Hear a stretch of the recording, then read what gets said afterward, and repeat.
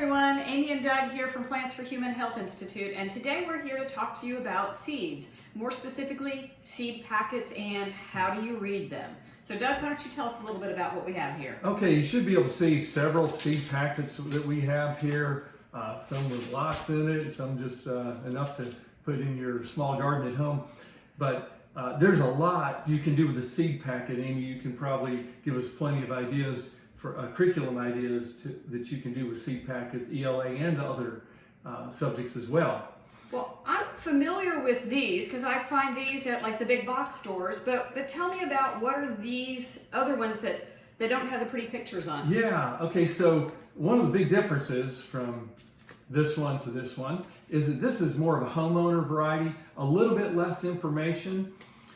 This is more for a producer. Okay. Okay, so it's going to have information that everybody doesn't need, but somebody does. And so what we're going to cover here in the next few minutes is what is some of all the information put on any of these seed packets. What's some of the more pertinent information that everybody can use? So let's just start at the top. One of the most important things I think is, okay, what is the plant inside here? What are we going to be planting? So in this case, we have a hybrid single stem sunflower. Below that, there's a piece of information. It tells me how many days until that sunflower is going to be looking the way I want it. In the case of vegetables, it'll be how many days until it's ready to pick and eat. Okay. All right.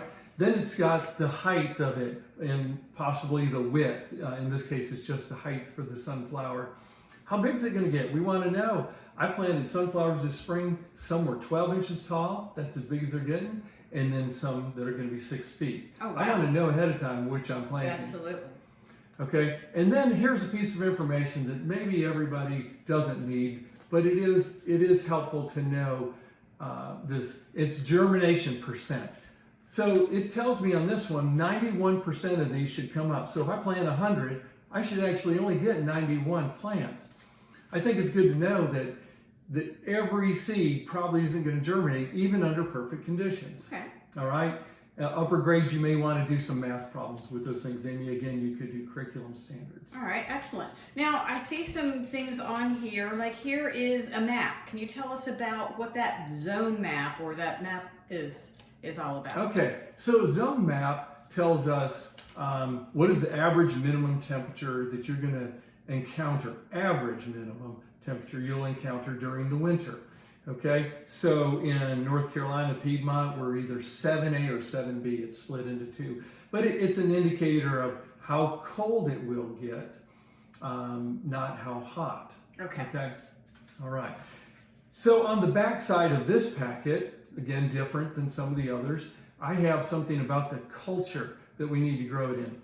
It says, don't sow this until we've had the last frost. And when that happens, then put 2 or 3 seeds in a hole. But if they all 3 come up, you're going to thin out 2 of them, only keep 1. Okay. Okay?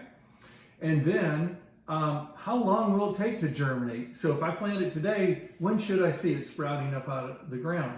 And that's 7 to 14 days, okay? If I'm waiting 4 weeks and they're still not coming up, something's wrong. Something didn't go right. I need to give up and start again, or do something different. Okay. One other thing that I think is important, and I'd like to hear some thoughts you have about this as well, is the spacing. How close do I put them? And on this packet, it tells me to plant this variety 4 to 6 inches apart. Okay. So Amy, give me a little bit more insight to. Okay. How far apart? So most of the spacing requirements, spacing information on the seed packets is for a traditional gardening method. So an in-ground garden with rows between. Now, a lot of our schools, a lot of our people that we work with have raised beds. And so between my carrots, do I really need to have 18 inches? What's that 18 inches for? Well, that 18 inches is really so that I can walk between the rows. I might want to get equipment between those rows. A tiller. But if I'm doing a raised bed, I don't need that space in between the rows. What I need to pay attention to is the spacing between plants. So for instance, carrots are 2-inch spacing. So I need to plant them 2 inches in all directions. And that in the will square cover foot them. method. If I'm using square foot, Right. or even in a raised bed that I'm not planning on going in between. Yeah. Now, if I'm going to do this in ground, I want to make sure that I do have rows that I can walk through. Right. And you may or may not know this, but one of the benefits of raised beds, one of the purposes is that nobody ever walks in it. Right. Yeah. So you don't compress the soil. And so, yeah, we don't want to walk in our raised beds, okay? So, honestly, that is really all the information that everyone that plants needs, that does planting. Like I said, there's other information about the soil and watering and so forth. But that is a great start, and there's plenty of good lessons that can be created around that information. Yeah, I love the idea of having students look at these and plan a bed. You know, how many of these can I get in there? Right. And how do I arrange everything and accommodate all that spacing? So some good measurements, some good math lessons. If I have this much space and I can plant every 2 inches, that sounds like a division problem to me. Mm-hmm. So there's a lot of math, or also looking at your ELA standards, your nonfiction. So looking at this information, reading this, and trying to gather that information and sort through what do I need and what do I not need.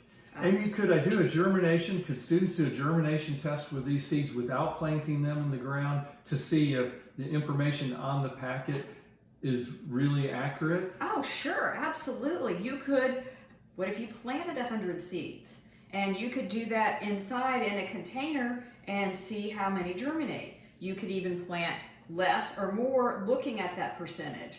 Right. What about seeds? This is if I ordered it and I got it in this year. Next year, is it still going to be 91%, or is that germination rate going to go down? So I'm glad you asked that, because sometimes people consider, well, it says it's out of date. You know, that was tested for 2020, which we're in right now. In 2021, do I throw it away? Because no.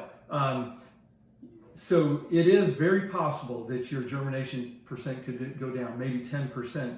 One of the ways to keep it as close to whatever's on the package as possible is to store it in your refrigerator. That's probably the best place. Put it in a little small Tupperware. Take that whole packet, set it in there, put it in the fridge, and leave it. You get nice, cool, constant temperatures. Humidity stays the same, and so we don't lose as much germination percent when we do that. Good. Don't put your seeds in the freezer. Right. Yeah. Yeah. Good. Okay.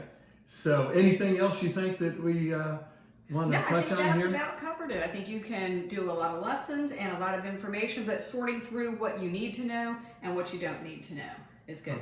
Thanks for joining us. Thanks.